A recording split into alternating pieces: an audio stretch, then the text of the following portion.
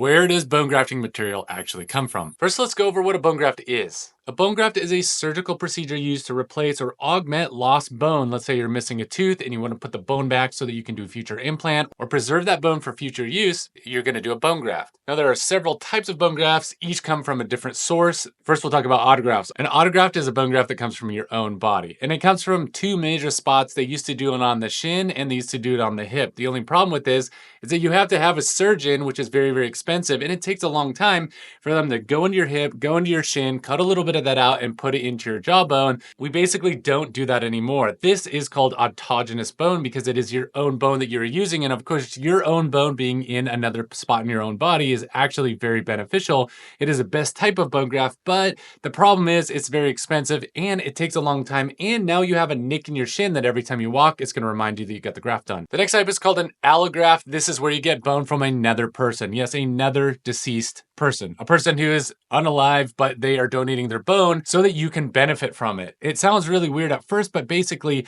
that bone is sterilized like so many different dozens of times.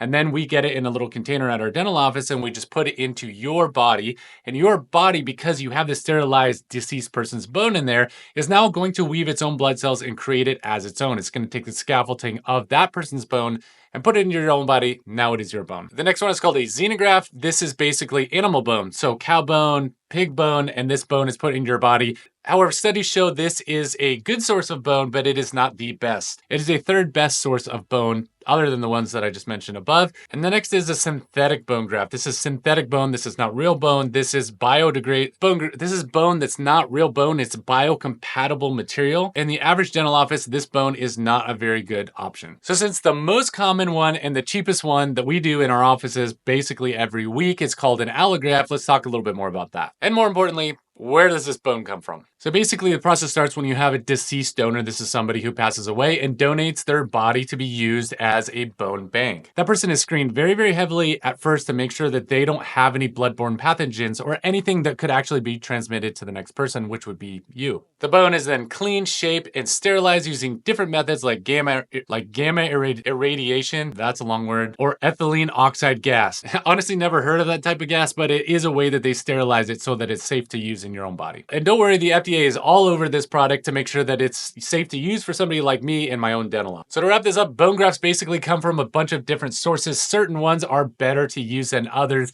And yes, the common bone that we use in our dental offices that you are probably going to get as a bone graft in your own mouth is an allograft. That's coming from another deceased person. Don't worry, it's sterilized, it's very safe to use, and the studies are very clear that this is a very safe material to use. I've only had one patient in my entire career that was like, I don't really think I'm okay with that. I don't want bone from another person. I'm just going to elect not to get the bone graft altogether. I just don't want any bone graft. And that's okay, but you do need to be informed about where it comes from before you get the bone graft. And I have patients sign off on a little consent sheet that tells exactly where that bone has come from. Now, you're never going to know exactly which person it came from. That would actually be super creepy and super weird, but it does come from a deceased person. It goes to a bone bank. There is a bone bank in Colorado that's very, very popular because it distributes bone all over the country. And basically then we get it on our offices. It's in this little vacuum sealed, very sterile container that we get in our offices. And we basically hydrate that bone and put it into a person's. And basically, then we put it directly into the socket, and then you take that bone and you make it basically your own bone. If you found this video helpful, give me a thumbs up. If you want to learn more about bone grafting, comment below, I want to learn more about bone grafting, or I don't want to learn about bone grafting, super weird, didn't want to know that information. Comment on that below, because I do read these comments. And honestly, I make these videos for you guys, so comment away. I'm just a dentist, and thanks for watching.